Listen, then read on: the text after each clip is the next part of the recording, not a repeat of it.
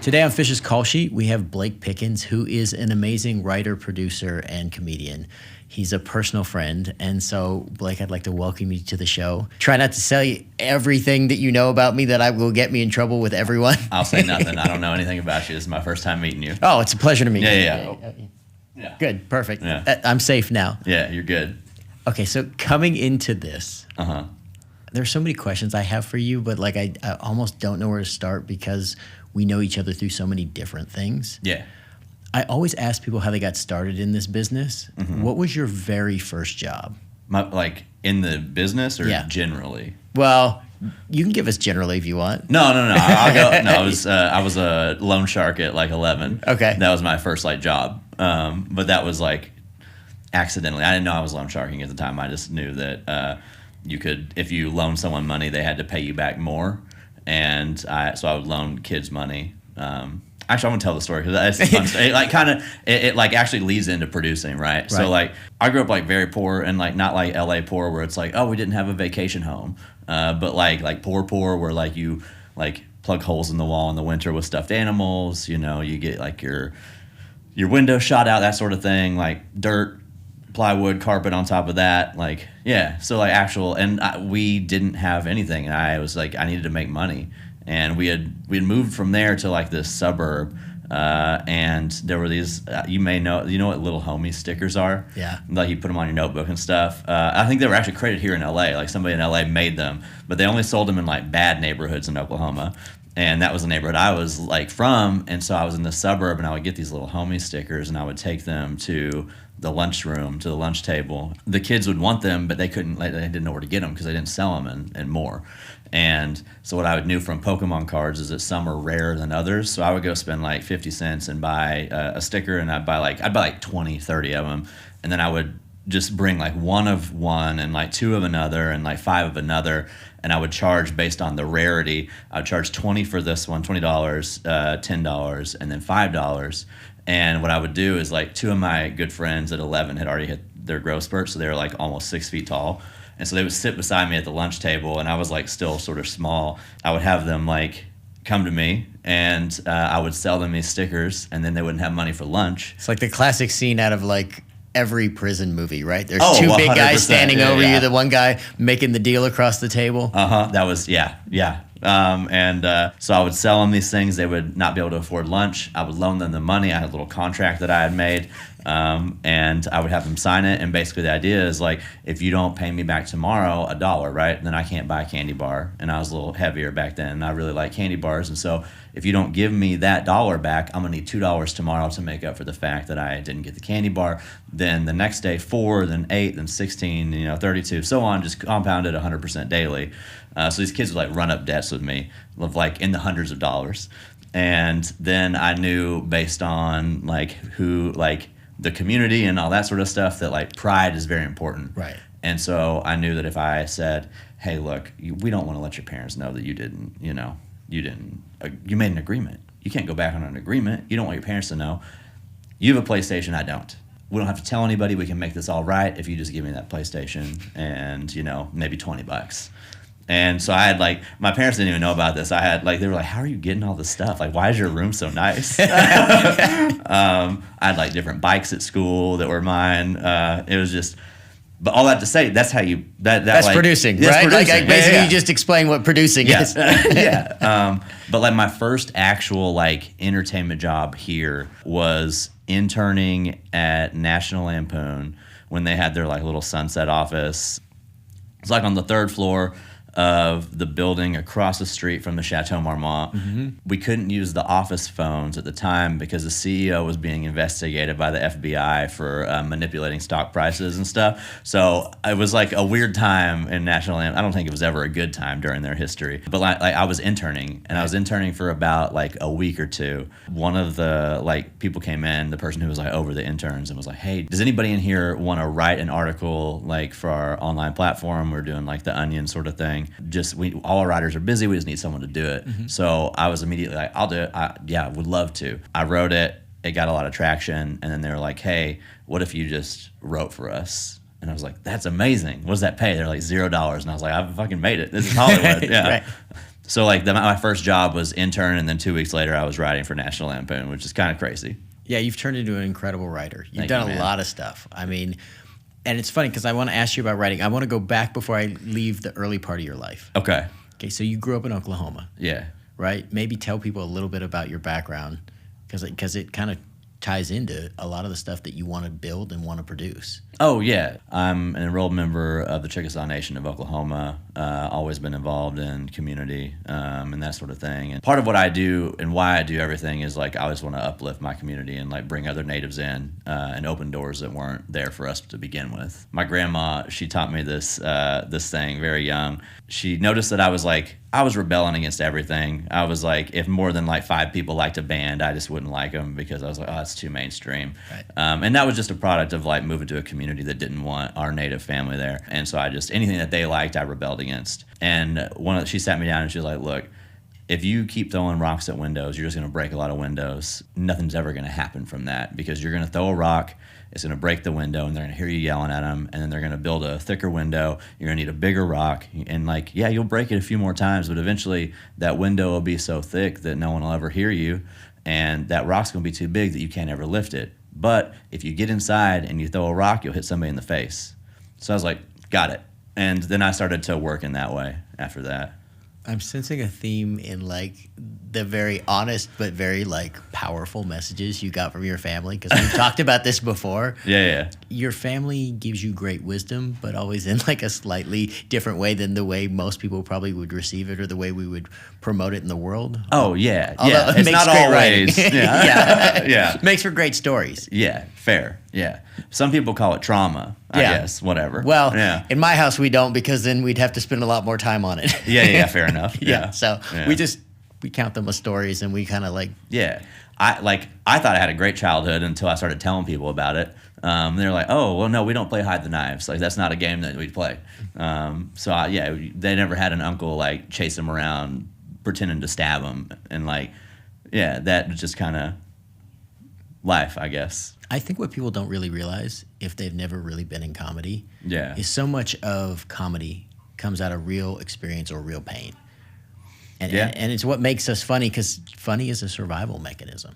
Fair, yeah. And I think it will become your superpower because you have to learn how to kind of navigate that. But yeah, there's lots of things in my life that other people told me were trauma that I was like, oh, that's not, I guess it's really not what other people do, right? Like, sometimes it takes a while to be involved to like realize the world is different in that sense. Yeah.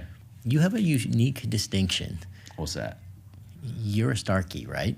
Oh, yes. Yes, sir. Which people in the world don't necessarily know what that is from the way outside, but it's a huge honor in our business. Everybody in this business kind of knows what that means. Yeah. That was one of your early experiences here, right? That was so I was finishing my degree so I had done the National Lampoon thing. I paid this like shady internship company $8,000. It was the first student loan of many that I took out to get me an internship because when I went to my careers, and I love the University of Oklahoma, despite what some people in this room may feel. Listen, no judgment. There's some fans of some other places in the room, but but like they just don't have any connections to the industry in any real way. Because I went to the career services office, and they were like, "Hey, we can get you an internship." It's this guy. He used to have a deal at Warner Brothers. Now he like is just in a house, and I was like, "I'm good. I don't want to intern in somebody's house." That I know Hollywood. I know what that means. I'm not trying to get my butthole touched. So I was like, let me apply and just figure it out. Let me apply everywhere that I can and see what happens. So I applied literally to every school that I could and got rejected by every single school except for the Peter Stark producing program at USC. And at the time, I truly didn't even know what a producer did. Right. I was just kind of like, I read enough to know, like, okay, this is kind of what a producer is. And then applied based on what I thought they would want to hear, and then sort of put in some of my backstory, that sort of thing, and had an interview with Larry Turman, rest in peace. He was like, yeah, I want you to be a part of this. You seem like you're like got a good head on your shoulders. Which is crazy big, right? Like Peter Stark, like that's such a small group of people who ever get in. Yeah. It's like one of the most elite groups you could ever be a part of for training in this. Yeah, it was crazy. Yeah. And, I didn't know. Yeah. And you walked into it kind of, but also I think some of that is one of your superpowers is you're not afraid to just kind of say, okay, I'm going in and I'm going to be me wherever I am, but I'm going to go all in. Yeah. I mean, you have to, right? Yeah. Like otherwise you're selling yourself short. There's a superpower in that a lot of people kind of self-edit. Okay. Yeah. And I think, Blake, one of your strengths is like you'll get up on stage and just go. Yeah. It's, we've been at events like, for the Impact Guild, which we're both members of, Yeah. where all of a sudden somebody turns to you and says, hey, Blake, I need you to go give us a couple of minutes.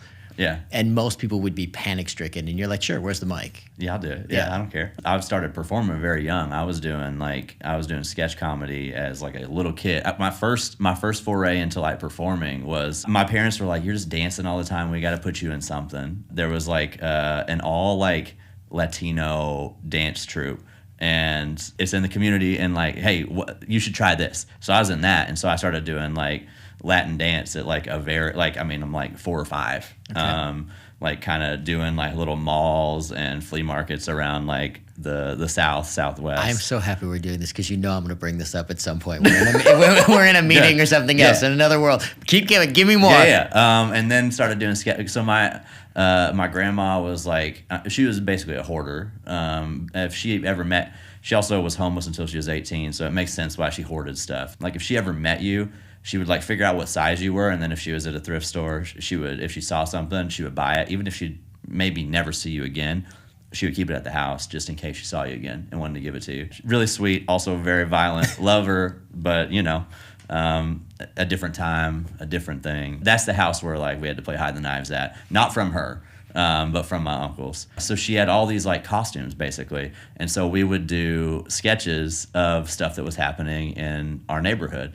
And some of the best ones were the darkest ones because it was stuff like I remember very distinctly like DHS coming in to like take my cousins away because like their parents would be in and out of jail and like they would try and put them in home anyway, whatever. And I remember them like we were poor and dressed a certain way, and they were like always like a little what I considered wealthy because they had some money, so they dressed a little different. And my grandma had this fake fur coat, and so one of the sketches we did was my younger brother would be like the kid getting taken away, and my cousin would be like the crazy mom, and I would be the DHS person and like this like eating my little can of caviar with my fur coat, coming and like ripping this kid away, and we were just screaming, being crazy. That's dark and fucked up. But like it was funny to everybody because they were just like, it was like cathartic. They're like, oh yeah, that's silly how crazy that is, isn't it? Yeah, and you have to, I think people don't understand, humor is an escape, right? Yeah. And sometimes when you grow up in certain environments, it's the only way for you to kind of make sense of the world around you, but also to have joy in it, right? Because you see things that probably people are not meant to see. Sure, yeah. But at the same time, you still are a kid, so you turn it into play, you turn it into jokes. Yeah. I can already see the comments on this podcast episode. Bro needs to go to therapy. I've been. Yeah. That's why I can talk about it. Right. Yeah. And yeah. But part of that too is like we all basically need to go to therapy, but there's lots of things people aren't talking about, but not everybody turns it into humor. Yeah, fair. And I think that you were writing early on, right? Oh, yeah. In a very unique way. Yeah. Tell people about the Peter Stark program and a little bit about that so that people have a awareness. Yeah, I mean, so the Peter Stark program is a producing program at the University of Southern California. They accept 24 students a year. It's the #1 producing program in the world.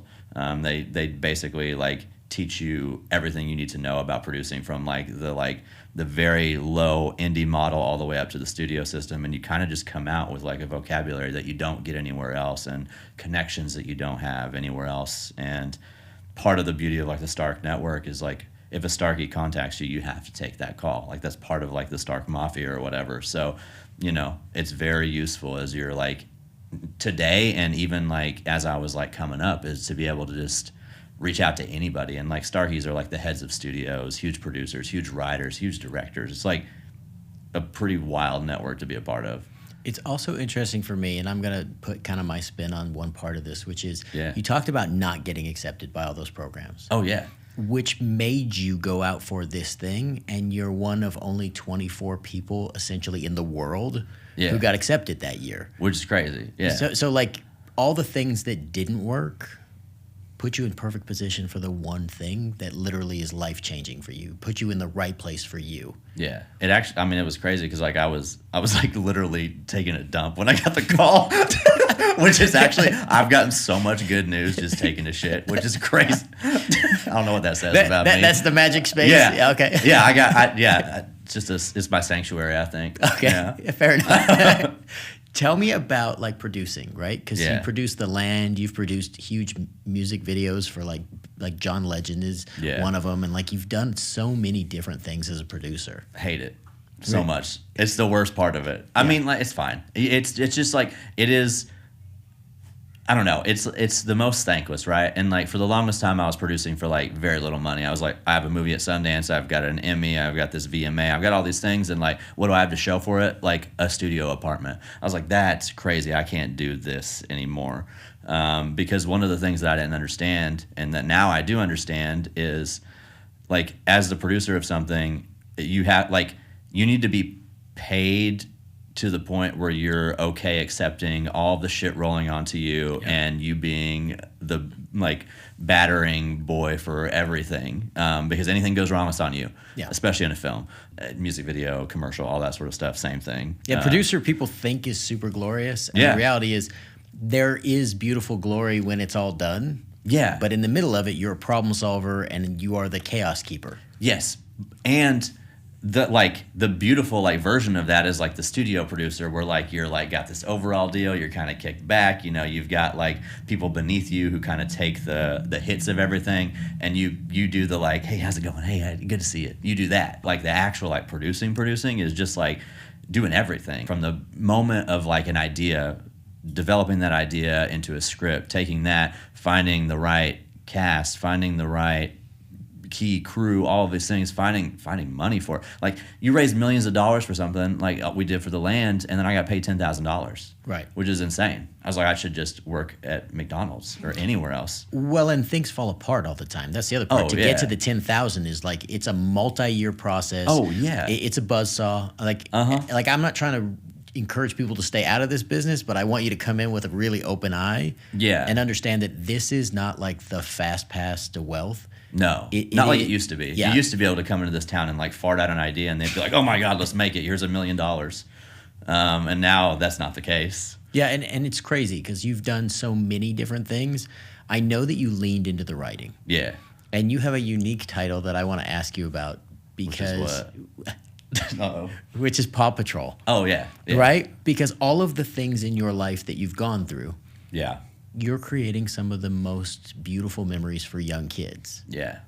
And indoctrinating them with climate stories too, at the same time. Yes, because we both believe in having really a bigger mission in what we do. Yeah. And a lot of that for you comes from your background and comes from your personal experience. Yeah. And me too. And it's something that we bonded over. Yeah, of course. Yeah. But tell people, because you know, with Rubble and like... Yeah, well specifically with Rubble and Crew, which is like, Rubble is the kind of derpy dog who is like a pit bull sort of guy. Well, he's not a pit bull. What is he? I guess bulldog? He's a bulldog. That's bulldog. I'm not good on dog breeds. Look at, we just basically told the whole world how much we watch these cartoons, because we're literally like, I knew exactly what kind of dog. So, you know, like I said, it matters in our world. Yeah, thank you for watching. A lot of like everything that, at least the episodes I write, and I think is core to the show as well, is like when Rubble's building and his family's building, they're building with sustainable materials. They're reusing stuff. They're like trying to do right. Like they're building like on Farmer Zoe's farm. They're building different like rainwater catchers and like these sort of things that like are hopefully showing the next generation like to love and respect the earth in the way that past generations haven't. Yeah, everything that I'm doing, and include like I'm like writing little dog jokes and like it's fun, but like, you know, you slide in a little bit of like the liberal agenda, you know, we got to put it in there. I don't know if it's the agenda as much as I like what you said about trying to pass on things to the next generation. Yeah, of course. I definitely think if the world would look at the background of Indigenous people in particular, Yeah. and their connection to nature and the land and the beauty of that culture, so often it gets overlooked. And like, to me, the more we can do that, just the better our world is. Yeah. I mean, some of us are coal miners, you know. We're not all like out Right. there, yeah, doing that. But yeah, I agree. There's like it's tough because I'm dealing with this right now. I just had to correct someone. We were on I think we were on a Zoom very recently. Yes. I won't say anything other than there were some people who were calling themselves the ambassadors for Native people, and maybe they took some Native elders to the Soho House, and like I was very Yeah, you and I had this conversation because we were horrified, and it's that fine line of like, yeah. how do you assert and be honest about like how insensitive people are being and offensive, Yeah. and at the same time not like completely like trash somebody in a meeting in front of a bunch of people, but at the same time It's like, tough. Sometimes, like, I mean, sometimes you just have to trash them in front of people because otherwise they don't learn. Because Yeah. there's been multiple times where I pulled someone to the side and been like, "Hey, man, that's not nice. You shouldn't be doing that." And like try to be like kind about it, and then they do it again and again, and then you have to correct them in front of people and for them to like actually like understand it. yeah, sometimes there's lessons for slow learners. Yes, you know, there you go. sometimes Yeah. sometimes we got to be a little more firm as we Yeah. get to certain places, and Yeah. it's very difficult because you and I have been in a bunch of meetings where people think they're using the right terms in their head, and that's the most offensive is when somebody tells you, "Hey, this is my personal experience," and like you've done a beautiful job a couple times of like being really polite to people, and they're like, "No, no, no," and it's like, you do realize that telling him what his background is even more offensive, right? Well, it's not even about. It's like also just like incongruent with like what you're saying, right? Because a person will be like, "Oh, Indigenous wisdom, connection to the land," and then live in a 10-bedroom house. It's like that's not Indigenous wisdom in the slightest. Like you're not even doing what you say you're doing. You're just like you're playing pretend. Just put on a headdress. Like that's what you're doing, just with your words. That's what I keep running up against is like, well, I don't even know if they're well-meaning at this point. I think it makes them feel better about like hoarding wealth and hoarding all these other resources to say like, we need to get back to Earth, and I would like to do so from my second vacation home, like in Hawaii. You know, I mean, it's that sort of thing where I'm like, we know we've been in the meetings together where you just like be an asshole. That's okay too. Like Right. at least I know who you are. Yes. I don't have to like read between these Indigenous wisdom lines you got. Yeah, just tell me like it is. Yeah. Tell me you're here for the exploitation and the paycheck. Yeah, because at fine. least that I can respect. Yeah. It. Like I can respect the Yeah. honesty about it, and I know who you are. Yeah, I get it. You did ayahuasca and went to Coachella. Cool.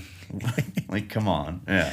Okay, talk to me about being a comedian real quick. Okay. Because you're throwing out bits and pieces of this, but people don't realize that you're up on stage pretty regularly and Yeah. travel and do comedy. That's what I do.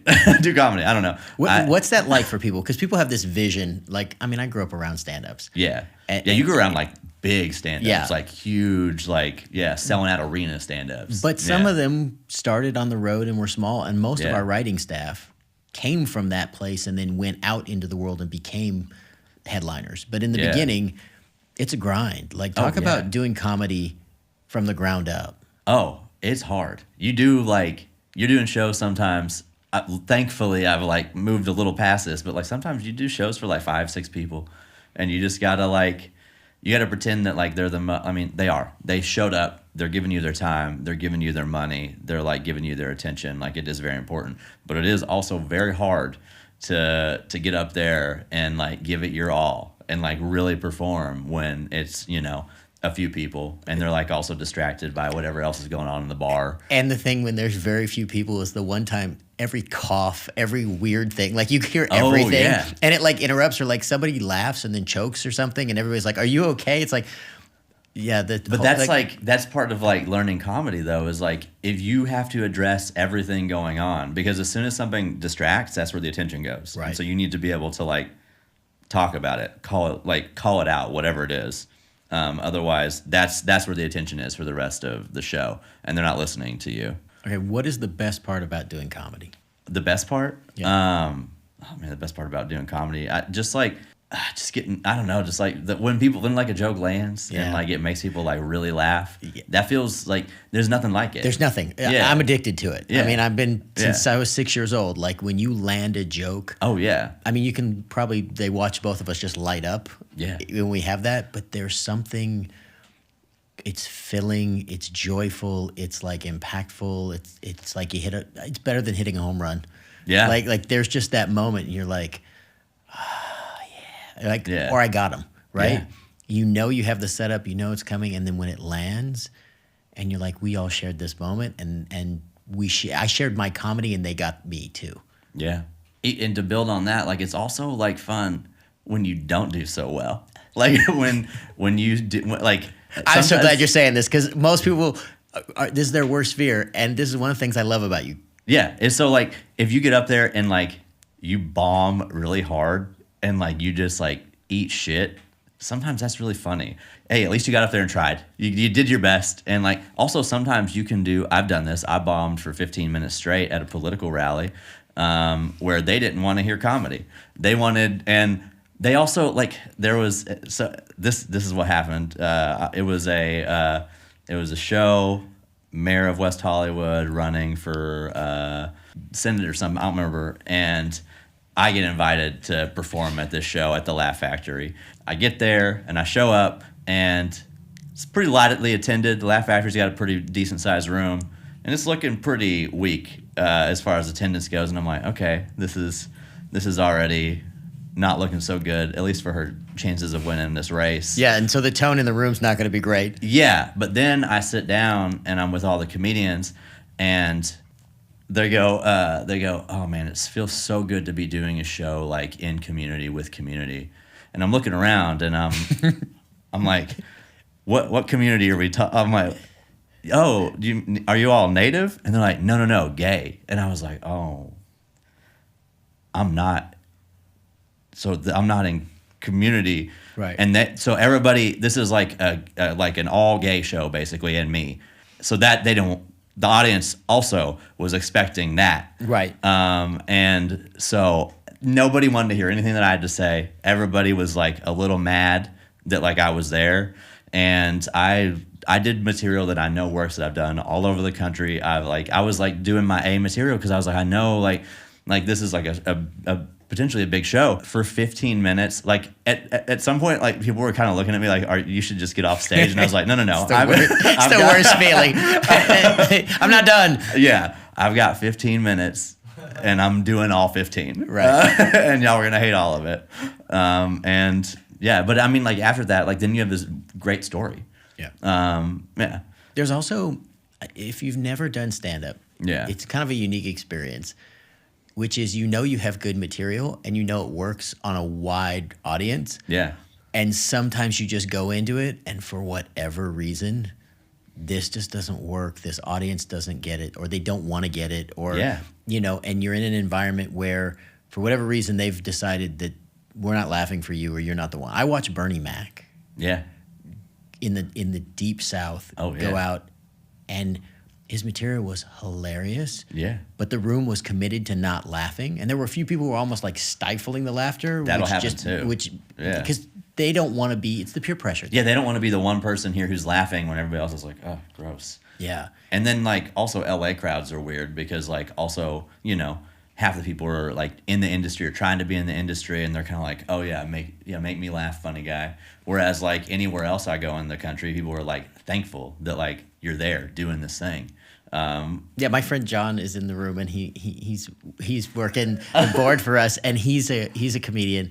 Yeah. And we were talking about this. Is like there's also the thing like you go to open mic nights or you go to small venues or whatever and it's all other comedians. Oh yeah. And they're more like taking notes as opposed because they're trying to like, was that a good premise? Did that work? Was that smart enough? Well, they look at you and go, oh yeah, that's funny. Yeah, that's funny. right. Yeah, and funny. Yeah. And then the whole room is like, oh, that's good. Like I could use that for something else, right? Yeah. Oh, can I have that? Right. And then nobody's like, what do you mean? No, I just said you psychopath. Right. And then they're like, don't steal it. Just like laugh at it and enjoy it. And instead it's a room full of people like really heavily grading as opposed to enjoying. Oh, yeah. Which can feel like you're dying on stage. Yeah, you're like doing a dissertation every time you go to an open mic. Yeah. And it's like do I get a score from the Russian judge at the end of this? Like, Yeah. am I going to get kicked out? Like, what is the point at this point? Yeah. So, okay, what about as a writer? What's the best part for you as a writer? I don't have to talk to anybody. I can just kind of do my thing. Specifically, like when I'm like writing something that's just for me, right? Or like that's like mine that I'm gonna take out and try. If you're writing for like a show or something, like you're interacting with people constantly, you just get some peace in that. Like you don't have to answer anybody. You can kind of do it during the time of day that you want to do it. You can do it from anywhere. And I don't know. There's something like beautiful in that. Oh, I agree. I used to write in the middle of the night, like when my kids would go to bed. Yeah. In the time in between when the world wasn't really seeing me, I was basically in the lab at night once the world went to sleep, getting all my creativity out. And it's a beautiful creative release. Yeah. And it's not for anybody yet, right? Like it's just, this is my passion. This is what I want to say. This is what I want to shape. Yeah. And I laid the groundwork for a lot of the projects that I'm like out pitching now with my business partner, Michael. Like we're out pitching stuff. So many of those things came from, middle of the night writing sessions when the world got quiet. Yeah. Yeah. I mean, a lot of my writing is at night too. Cause it's just like, there's so much stuff going on and you're just like the emails and like work and all this sort of stuff. So like that piece of, now no one can mess with me because everyone's asleep and I don't have anybody or anything to answer to. I can just sit down and like do this. It's really nice. Yeah. I'm curious about this part. How hard is it to write a cartoon? Because I think people think that's an easy job. And a big part of that, you have to be very specific about how and what you say. Yeah. It's as hard as writing like an adult show. You just have to, like the rules are different. I got asked to do it because of stand-up. And if you listen to my stand-up, you'd be like, this person, or anything that I've said today, this person should not be writing for kids. Right. They were like, no, but like if you can write a joke for an adult, you can like also write one for a kid. You just have to like tone that down. And sort of, it's storytelling. It's the same thing. And like I think there's a greater responsibility because with adult content, like in the world like we are, like wanting to like shape hearts and minds and like make a difference. Doing that for adults is much harder just because they are already like sort of set in, like this is what I believe, this is what I think, and I'll be damned if I change it. Versus kids, they're still learning about the world. So you can like teach them to look at the world through loving eyes and not through this lens of like hatred and division and all these things. You can show them a way of thinking about the world differently. And so there's just, I think with kids content, there's a bigger responsibility on you as the author of it to make sure that you are being responsible in that way. Because you could very easily do like a PragerU thing where you teach kids to just be little shitheads and grow up and be assholes. So that's not going to be our sponsor. May have lost that sponsor. Yeah, fine. Yeah. Good riddance. Yeah, I love that because I think there is this accountability and responsibility. Yeah. I also think there's this beautiful love of like trying to keep people open and reach them early. Yeah. To keep their like hearts and minds open. Yeah. Because you and I both we share this is we don't care that adults disagree with us. Like we're fine with the fact, and we actually like to have the conversation and we'll go back and forth with you and it's totally okay. Yeah, fine. And I'm okay if you don't like where I'm coming from. Yeah, great. And especially on stage, like sometimes that's better. Yeah, right? No, significantly better. And then you have the power to like, if they're just being like too unruly, you can just be like, all right, throw them out. And that's also nice. The power of the mic. It reminds me of the Adam Sandler. Like, oh yeah, well, listen to whatever I have to say. Yeah, I mean, basically, like I can overtalk you. You can keep yapping all you want, but like I've got a mic and you don't.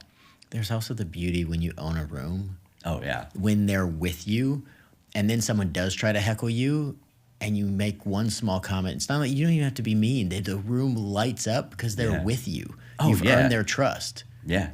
No, 100%. I was doing a show in Nashville recently, and someone like groaned at a joke. And so I like groaned back at them and then just started talking to them and then got them on my side and got the room with it. And then like the show is like 100 times better just because you addressed it. But that's like what I'm talking about, where like someone coughs, you need to address what's going on, because that groan people are going to listen to and they're going to like be paying attention. Who groaned? Who did that? They're going to be looking around. And so if you don't address it, that's what the room is focused on. And so it grows. And it gets bigger and bigger the less you address it. Yeah. I did a show in Oklahoma in a barn where it was like 100 degrees. They just didn't have air conditioning. Like, terrible idea. Right. And like, my set is like talking about how fucking hot it is. I'm like sweating through my shirt, and I look like a mess up there. Right. And they're filming it, And you got and you know they're filming it, so you Yeah. know this is going out in the world, Oh, and it's like, yeah. but I got to finish this.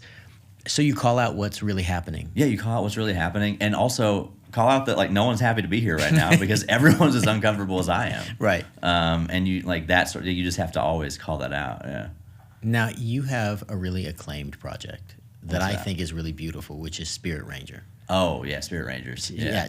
Tell me about that. Tell me, like, especially from your personal background, that is a project that actually aligns with a lot of things that you were interested in. Oh, And yeah. that doesn't happen all the time. No, it was. I mean, I was just very thankful to be a part of it. So Carissa Valencia was the showrunner, created it. It's about these native kids that are park rangers that go into the park and shapeshift into animals to like kind of save the day based on whatever's going on in the park, whether that be like a wildfire, like a bird caught somewhere, like a rock slide, like any sort of thing.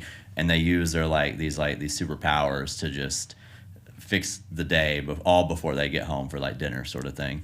And it's like very informed with ancestral knowledge, if we want to go back to the terms that the extractors were using. It was just really special to see a show where there's like native kids getting to be native kids. And that wasn't ever there for me growing up. And not that I like need to be on TV to like feel special or seen or whatever, but like it's nice. It's like you get to teach people about who you are, because like otherwise the representation of us out in the world is not always the most positive. It's like we're either a mascot, and that kind of sucks. And I always every time I post about that, I get shit for it, but it's just a racist thing. I don't know. Yeah.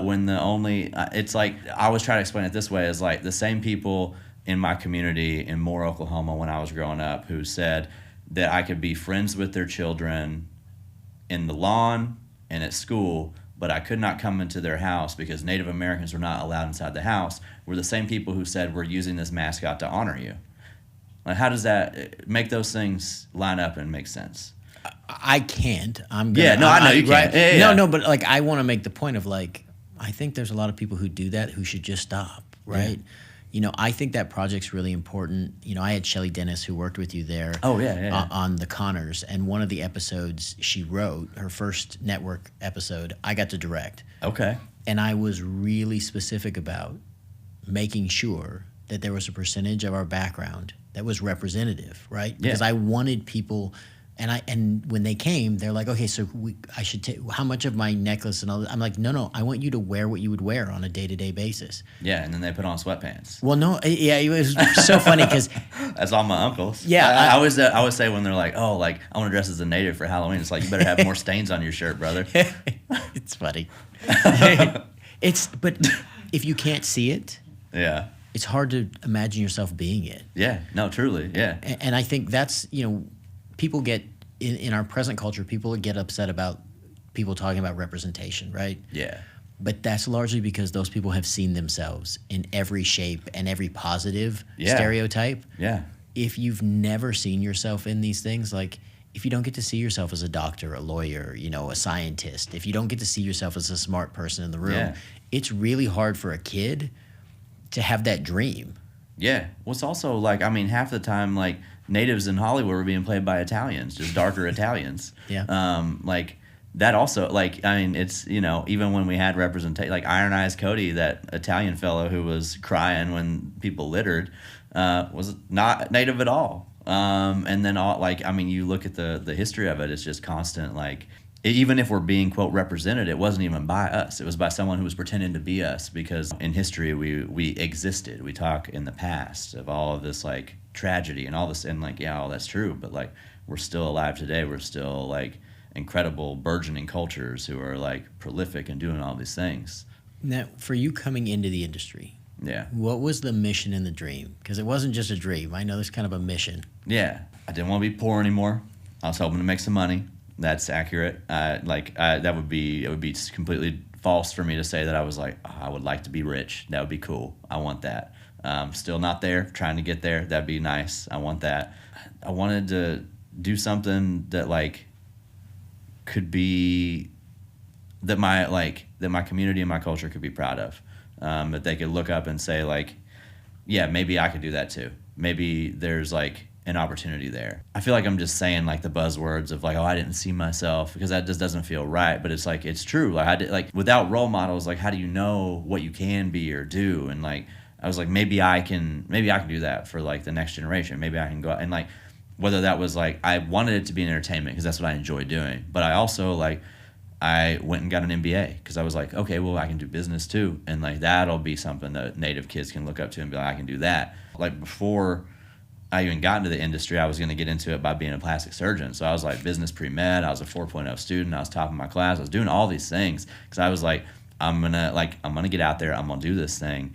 But I don't know how. And like, I was just like, maybe like you build that bridge and that trail that other people can walk in, those footsteps. And yeah, that was like my core mission. It was like to be rich and to like, I don't know, set an example for other Native youth.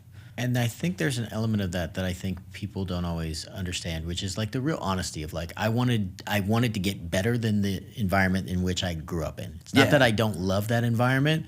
Yeah, but I wouldn't say that I love it. I would. Right. I mean, yeah, it sucks. But you love the people, and you. I love the people. I love my family, and like my mom and my dad worked every day of their lives, continue to work to be able to like give me the opportunity to even be here doing this.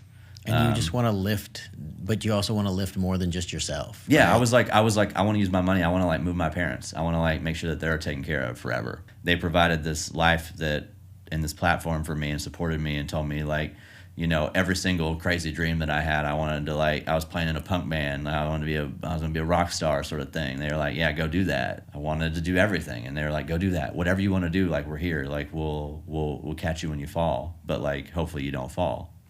Now, for your parents, right? Yeah. What's a moment where you were like, look at this thing I did, or you couldn't wait to show them?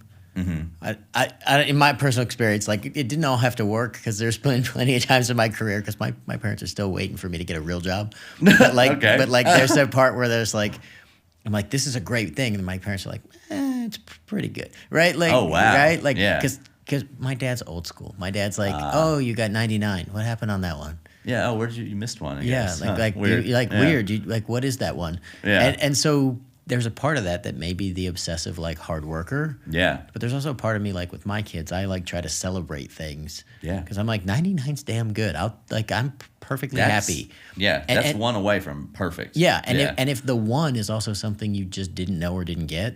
Fine. Like, okay, because I don't get everything. Like, there were plenty of 60s in there. Okay, right? Like, there's a few times where I was like, yeah, not my best work. Yeah, fair. Yeah. Oh, it was the land got into Sundance. They got to come. They drove out to Park City and got to go to the premiere. There's a photo. Erykah Badu is taking a selfie because Nas is sitting right behind me and my mom and our family, and she takes this photo, and it's like me and my mom sitting next to each other between Erykah Badu and Nas, and like that's the coolest thing I've ever had done, and they were like just so proud, just seeing like them walk around smiling. Like we did Nas at a concert, and we had like this big after party and everything, and they were just like. It was like all real all of a sudden for them. That was the moment where I was like, okay, I made it. And then I went back from Sundance and got on Instacart and started delivering groceries. Because that's the reality of this business, right? Yeah. Like, that's not what people realize. But almost nobody in this business has one job or like rolls from one job to the next. Like that's like unheard of for most people. Yeah. And like, I mean, luckily now, like I'm good, I'm stable, I'm solid. I've got like, I'm saving money, like all this sort of stuff. Like I'm good. But yeah, during those early years, it was very much like, I remember like all of my classmates in Stark, and I love them dearly, but like none of them came from even like close to touching like where I was coming from. There was no chance that I could ever call home and ask for help, because it just like, as much as they wanted to and as much as they wish they could, just they could give me all the love in the world, but unless you can like pay my like $2,000 in rent, and that was back then in 2013, like, you know, I can't. And they'd want to. Oh, they would That's want the to. other part. Like, yeah, no, exactly. Like if you call, they'd want to, and it Yeah. would rip them apart that they couldn't. Yeah. And it's like, you already got me this far. Yeah. It's my job to take it. Exactly. Right? Yeah. I was never going to call back and ask. I was like, I will figure it out. Yeah. Like, I'll make it work. I've done it before. I'll go back to Loan Sharking, I guess. I was just gonna say, we just I'll need a start couple of flipping big guys. stickers. Yeah. We'll get some stickers and Yeah. the right environment. Yeah. It's a good thing that those stickers aren't the thing that are hot right now, because I wouldn't want to see you out being a loan shark again. Yeah. I don't want to either. Of all the skills from your life, Yeah. what is the one that empowers what you do the most? Out of all the skills in my life? Yeah. Resiliency, man. I think that's it. Like, I think it's just like being able to like roll with anything and everything. Whatever happens, you just kind of take it on the chin and you keep moving. Because if you don't, like in this industry specifically, like if you're gonna get told no 1,000 times before one person says like maybe. Right. And so if you don't have like a resiliency and you can't handle that rejection over and over and over again, you just aren't going to. You won't make it. You won't do it. And it's like this industry specifically is almost a war of attrition, right? It's the people who stay out here the longest that end up making it. I remember very early when like a year or two into my career, like asking people, they'd be like, "Oh, how long you been out here?" And then you say a couple of years, like, "Oh, okay, yeah, Right." Well, they're like checking, and now I find myself doing that too. It's like, okay, because now I've known so many people who come out, they think, "Oh, I'm gonna make it in 6 months, a year, 2 years," and then they bounce and they go home, and it's like, why did I stick my neck out to help you? You weren't here to stay. And so I find myself in the same way, kind of being like, okay, like come to me when you're out here for like 5 years and then we can talk. And like, that's probably not right. And I'm trying to fix that. But like I do, like that's accurate. And it's that resiliency that like will keep you here. It's that thing for me. I mean, I've always tried to like help people stay in it. Yeah. Because, at one point the number was like 6 or 8,000 depending, but like 6 or 8,000 people were coming here every month. Oh yeah. And the average stay was like 6 months. And, Yeah. and it used to break my heart because you'd meet somebody, you'd be like, oh, this person's really talented. And you're like, so what's your vision or what are you going to do? And they're like, I gave myself 6 months. And you're like, And buddy, I'm good like, luck. it's going to take you 2 months to find an apartment. to find an apartment. And then it's Yeah. going to take you 6 months maybe to get a meeting with an agent, let alone get one, right? Yeah. Like it might be a year before you kind of even get your life to the point where you could do the audition that you're dreaming of. Yeah. Actually do the audition that you just might survive on, let alone dream of. Like dream Yeah, of that might be part. like 5 Yeah. years, right? Like, Yeah. And I would tell people, or even comedy, right? Yeah. I'd see guys come out and they're like, I'm just going to hit the clubs for a couple of months and like, it's either going to work or I'm going to go back and work in the factory or work in, and I'm like, Honestly, factory's a great job. Way better benefits than anything I've ever done in entertainment. Truly. That part's Yeah. true, Yeah. right? When I worked for Budweiser, oh my God, what the greatest company on earth, like took care of me, took care of my brother when I gave him the job, took care of my dad when he took the job after my brother left. Amazing. And yeah, there's often times that I like think, I'm like, man, I just wish I was working at Budweiser.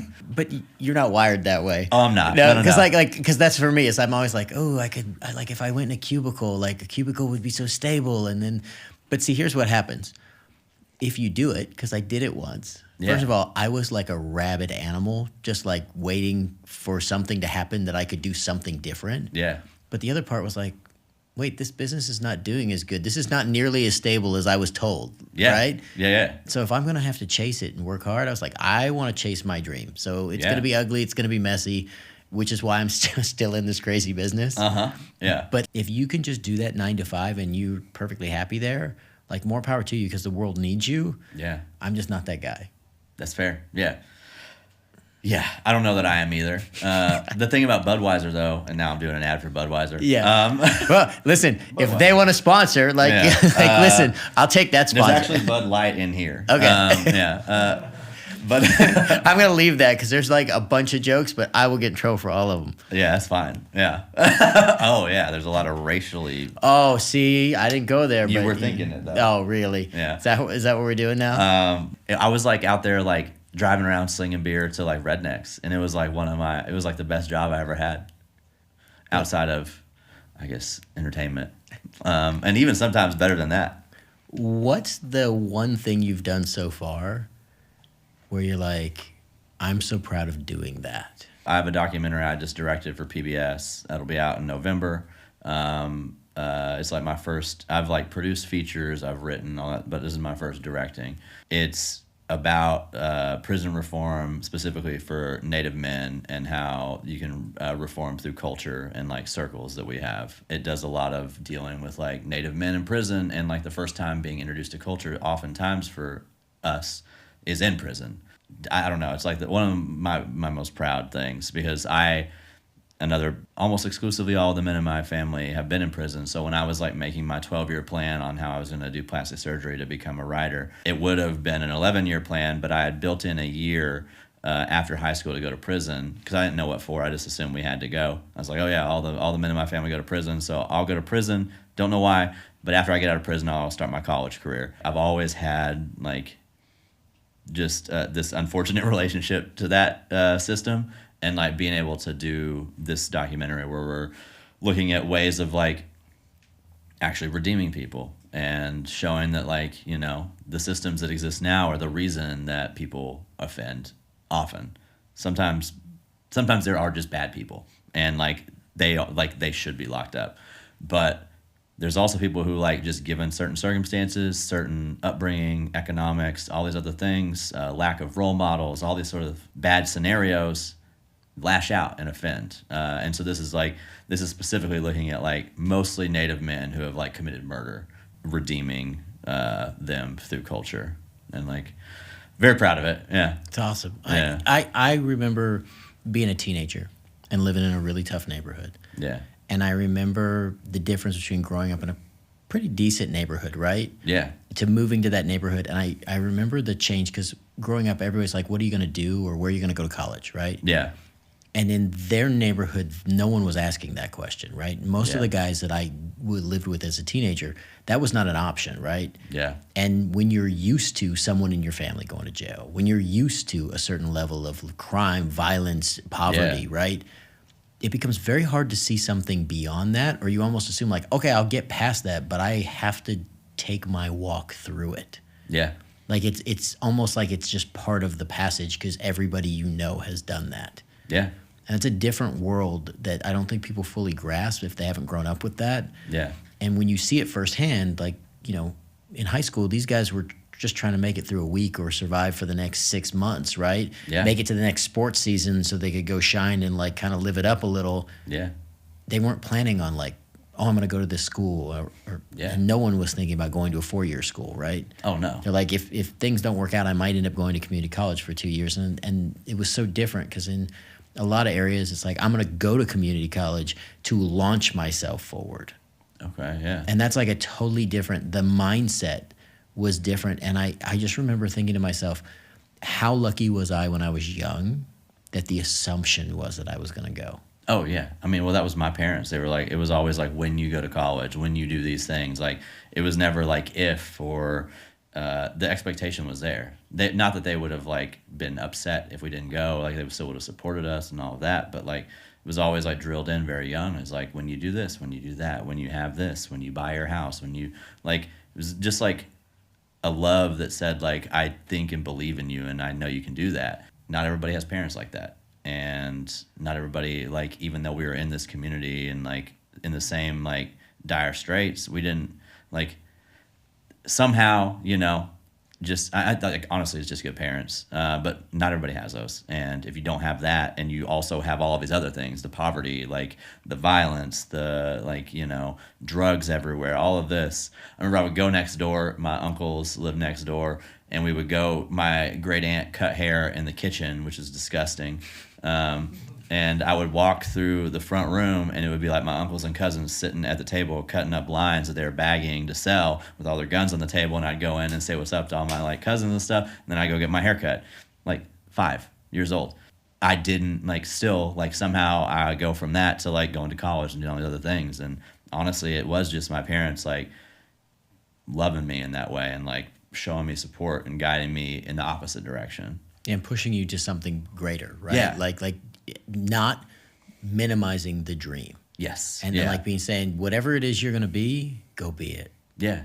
I remember like talking about representation again, just to run it back, I remember seeing like poor kids on TV, and they'd have like posters all over their rooms and their wall, and I was like, how do they get poster money? Right. Like those are like $10 a piece. Right. And I remember my mom would like buy like these like 50 cent, 25 cent like poster boards, and then she would look at something and she would draw all our Disney posters growing up, which they'd probably sue us if they found out. They were all hand drawn by my mom on the wall of like all these Disney characters because we couldn't afford the Disney posters. But she was giving you the dream. Exactly. Right? Like she was still giving you the community thing, the thing that the world around you was getting, but she did it in the way she could afford, which is so beautiful. She also did like this after school program called Jets. It was with Skyline Urban Ministries, and she taught like basically like gang intervention in a way. It was like trying to take kids who like otherwise like would have these like bad examples set and like show them a different way and teach them like how to like do things peacefully in like a loving way. And so she was like involved in my school all the time. She knew that like, because my elementary school would have like drug busts all the time, which is crazy to say. Right. But like at that time in Oklahoma City, I think in Oklahoma statewide, there was no law about the grade you could be in that you had like based on your age, right? So what a lot of the gangs would do is like they would flunk until they were 17 in 5th grade, and they'd be on the same playground with me in kindergarten. As a kindergartner, you people who were older than you were cooler just automatically, and that's how they would like recruit like young kids. Is you get like these 17-year-olds who seem cool in 5th grade on the playground, getting like these like little 5 and 6-year-olds to go do small things like run a drug here, do this sort of thing, and then you get involved in that lifestyle. And so my mom was like at school every day, like head of the PTA sort of thing, making sure that we were okay. Like, so she was there on campus. Like, she was like, there's no way that, like, it's just not safe. Like, I need to be here. But, like, she had the luxury of doing that because she was teaching after school. So she was there with us then. And then my dad was working all day. There was just, I don't know, they are still today the greatest people I know. And, like, they've done everything to allow me to, like, even, like, be sitting here today. I love that. Yeah. Okay, big finish. You ready? Okay. Okay, so some of these are just fast paced, not. Okay, here we go. Okay. Yeah. So, what is the first thing that you look for on a call sheet? What time I have to be there? Okay. Yeah, because it's usually way earlier than I want to be. Yeah, it's usually right about the time I was going to go to bed. But yeah, right. No, yeah. Okay, what's the last thing you want to see? On Last thing I want to see on a call sheet? Yeah. Man, somebody's name I don't like. Yeah. Honestly. Yeah. Somebody you know who's like kind of a shitty person. Somebody who doesn't treat people the right way. It's always like my I'm like, now I'm gonna have to put on a smile and do the whole like song and dance. Hey, how's it going? That's the secret. That's why my career hasn't gone farther, because I don't put on the smile and do the song and dance. I'm more like, what's up? Yeah, right? You need to. Yeah, you got to get out there. It's that authenticity thing. It gets me every time. Yeah, you got to stop being authentic. I don't know what they tell you. Well, maybe that's the secret. Like maybe I should be warning people. Yeah. Okay, what's the favorite thing at craft services? Favorite thing at craft services? Yeah. Coffee, man. That's it. I just you're usually up way early, and so like I need to be pounding that during the day to get through. I'm like, if I could sleep 12 hours a night, that's about what I need to like feel like fully like refreshed. That's crazy. I don't know if I've ever slept 12 hours in a night. Oh man, I get 8 hours and I'm like, oh, where am I? I need a lot of sleep. I don't know what it is. It's probably healthy. It's probably a lot healthier than mine. I grew up in production, so I'm like 4 hours. We got 4 hours. That's awesome. Yeah, I'm like fantastic. Yeah, I'm trying to show up like as late as possible without being rude, because oftentimes I'm like, I'm just sleepy. I'm a sleepy guy. Okay. I could sleep right now. Okay, so then what is... I'm joking. I'm having a good time. This is fun. What is the last thing you want to see at craft services? Last thing I want to see at craft services? I don't know. I hate those like little fruit snack things. Anything that's like just like sugary and gnarly like that. I don't know. I just like, it doesn't, I'm like, fuck. Like I want something that like is going to actually feel like energizing and like not like give me a spike and then I'm gonna fall down. I say that and I drink like a bunch of coffee, so obviously a hypocrite. All right. How do you define success, Blake? How do I define success? Yeah.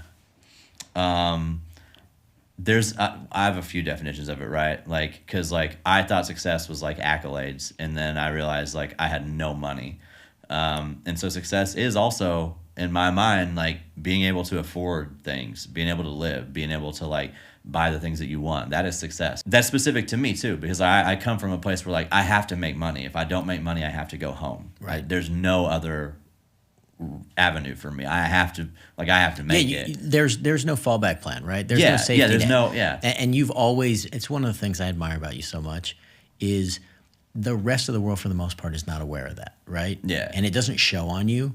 Yeah. But when you have to grind and when there is no like safety net or fallback person, there's no person to be like, hey, you know, this week I'm a little short. This month I'm having a tough time. You think you could, like when there's none of that and it's like I either make it or I go home. Yeah.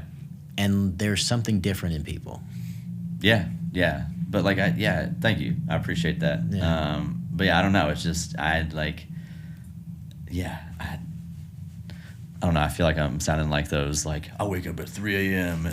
and then I go to bed at 7 a.m. or I don't know, some crazy. Those like that wouldn't work for you. You need to sleep. Yeah, I need to sleep, man. I like to work as hard as possible for like a few hours, Okay. and then I like to call it a day. Fair enough. Look, No. it's a great deal if you can get it. Yeah, but also success is like being able to do the thing that I love and actually get paid for it, and get paid for it in a meaningful way, not like the $10,000 I got for producing a movie that went to Sundance and then ended up on Netflix and all. You know what I mean? Like that's crazy. That's stupid. Like that doesn't make any sense. Why did I do that? Why did I? Also, why? That's also like part of like the industry thing is like. The barriers to entry for anybody who doesn't come from a certain economic background are so fucking high that it's damn near impossible to get in. Like if you don't have a trust fund, it's difficult to work in this industry, or you don't have some sort of like support monetarily from someone, because the idea like maybe like way back when you could like work at a like waiter waitress sort of thing and actually pay your bills, like you can't do that in LA now. Not when rent's like, $4,000 for a 1-bedroom. You could do that on 3 different jobs and never sleep and still not make your rent. Literally, yeah. And so, like, those days are over. And so now, if you don't have, like, money already coming in, I don't know what the path is. It's very, very difficult. Like, I was just, like, grinding it out all the time. I was working constantly. And, like, I don't know. It just wasn't. I was also, like, student debt. Like, student debt was helping me pay my rent here. So I was like, because like when I came out here, I was like, I have 2 years to make it in my mind, or I was like, I probably have to go home. And then I was like, I hadn't made it in 2 years, and I was like, I need to get into another graduate program because otherwise I got to go home. So that's why I went and got an MBA. Right. Because I was like, I need these student loans. I was like, also, I'm poor enough to get on income-based repayment, so I'll never actually pay it back. So it doesn't matter. Like I'll just like, yeah. Also, school should be free. That's fucked up that we have to pay for it. Without that, I was not making enough money, like doing the same amount, if not more work than the people who were making like tons of money. And I just like wasn't able to afford anything. Yeah, I worked with a guy who used to say, and he said to me one time in production, Yeah. he's like, look, he goes, I'm not really going to pay you. he goes, because here's the thing. We don't pay the people who work the hardest or who do the most. We just pay the ones we have to.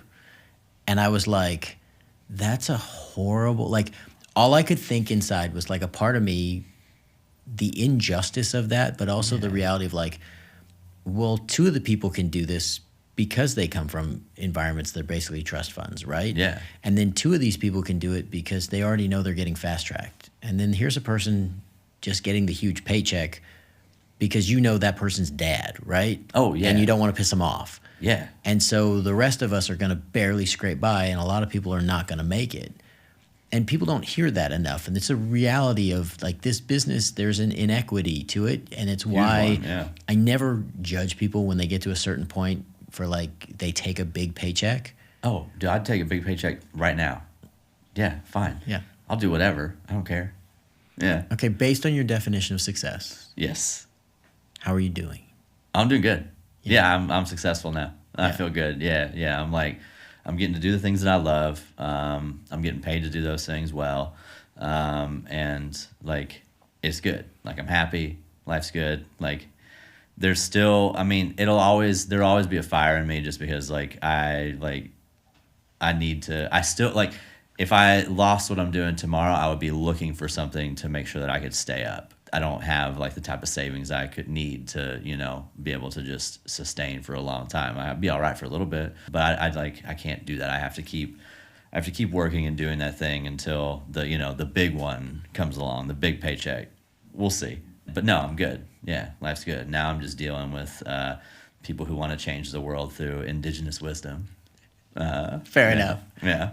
Well, luckily, I'm not one of those. Oh, no. I'm your teammate. When I think of this, right, what is the best gift you've gotten from a project? The best gift I've gotten from a project? Yeah. One time I lost a lot of hair. It all grew back, and I'm fine now. But I lost a lot of hair. That really? Sucked. Seriously? Yeah, it was so stressful. I had a director trying to attack me. All sorts of I make it sound like this industry is the worst, and that's because it is. And yet we love it, right? And yet for some reason, I just want to go to be on set every day. Yeah, no. Yeah, or not, or just write from a cave somewhere and never have to interact with anybody, and that'd also be equally cool. Fair enough. Yeah.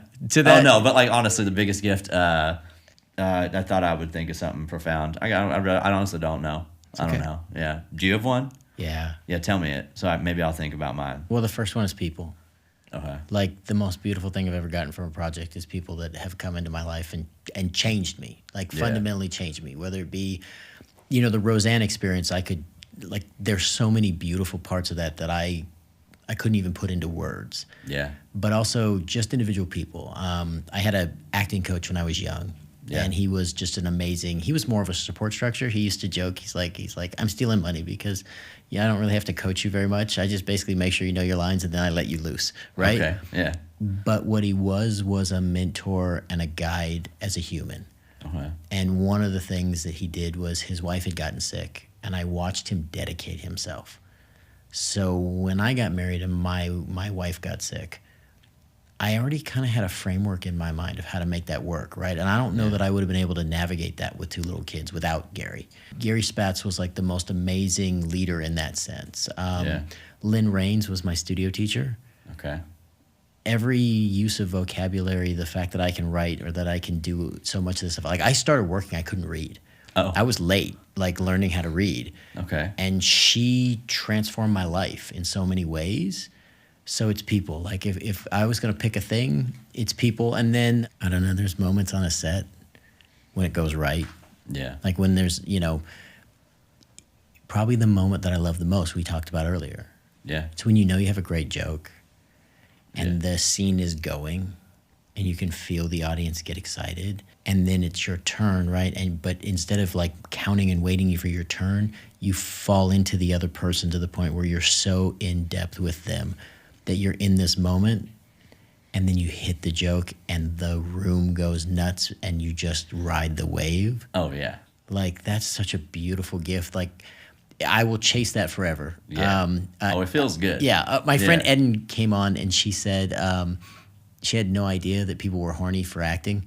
And I said, that's the greatest phrase I've ever heard. Okay. And I'm using that all the time because I am. I'm all the time. I am just looking for acting work and opportunities to get on stage and do stuff. Yeah. Because there's a magic moment, right? Whether it be you crush a room full of people because they can feel how hard that thing hit you. Yeah. And they go for the journey with you. And then you turn around and you crush a joke, right? And they just all laugh and joy. That's the greatest gift. That's the thing that keeps me coming back. Okay. Yeah. All right.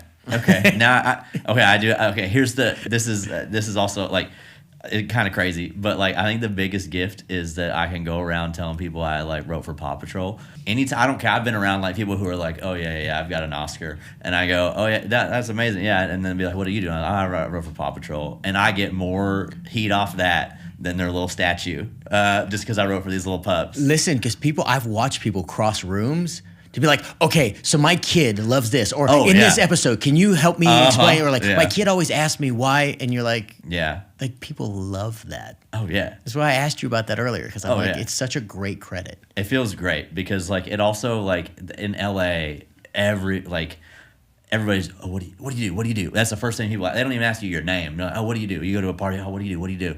And you say, write for Paw Patrol, game over. Yeah, you won. Yeah. Yeah, I only worked on a little show called Roseanne, right? Yeah. And they go, Yeah. Like you work on Paw Patrol? Yeah. Yep. It's awesome. Yeah, I was on one of the biggest TV shows of all time, and I'm like, yeah, I wrote for Paw Patrol. And people are like, oh, can you get out of the way? Because I want to take a picture with Blake. Yeah. Yeah, it's bizarre. Yeah. Okay, how do you want the people who worked with you to remember you? I want them to like feel loved and like respected and like laugh at everything. I always feel like any project I'm on, productivity goes down, but like well-being in life and like happiness goes up, and like I like that about me. I actually think productivity goes up with you. In my experience, like being around you, because you break tension really well. It's one of your superpowers. It's like you'll say crazy, fun, playful stuff, but when it comes time to get the stuff done, Yeah. like some people do that and it's great, but then it becomes a distraction. Sure. Yeah. You navigate that so well, and you're a good teammate. Thanks, man. Yeah. Appreciate that. Yeah. Okay, big final question. All right. What is the thing you want your loved ones to take from your life? My loved ones to take from my life? Yeah, what's the legacy you want to leave for them? Oh, man. I want my name on a law school. I want to have that kind of money. No, I want them to feel that same love that I feel from them, and like feel that like the same support that I felt from my parents and that I still feel from them. I want them to know that like I'm always rooting for them. I'm always on their team. I always want them to do the best, and like that's how I want them to know and remember me. I want my legacy to be that I made their life better. In whatever way that is. Yeah, I'm going to say as a parent, Yeah. the beauty of listening to you talk about your parents, I hope that they realize, because it's very clear how much love they instilled in you, right? Yeah. And we don't always share that back in the same way, right? Yeah. And like, I think you do a beautiful job of talking about it because you always own it. And I never claimed that anyone is perfect, right? Sure. But like, your parents did a great job, and it really has like launched you in a way. But I also love the way that you're a lifter, you're a helper, you're a person who lifts other people. Yeah. And that's part of your legacy, you know. And then you'll make a smart quip to take away all that like compliment and like because we both get uncomfortable about You say like, nice shit. You say Quit nice it. thing. Yeah, I'm not good at that. Yeah. If you could be a little ruder, that'd be nice. Yeah, it's easier for me. I'm used to it. Yeah. It's like I didn't get insulted and there wasn't a critic here. Yeah, I need to. I don't know get how out of to- here. I feel uncomfortable. Yeah. Like I feel like this was a 99. So like, you know, Oh, yeah. somebody's gonna call me about the one. Yeah. That's what I'm used to. Yeah. I'm so glad you came, Blake. All right, thanks for having me, man. Yeah, I absolutely. appreciate it. Yeah.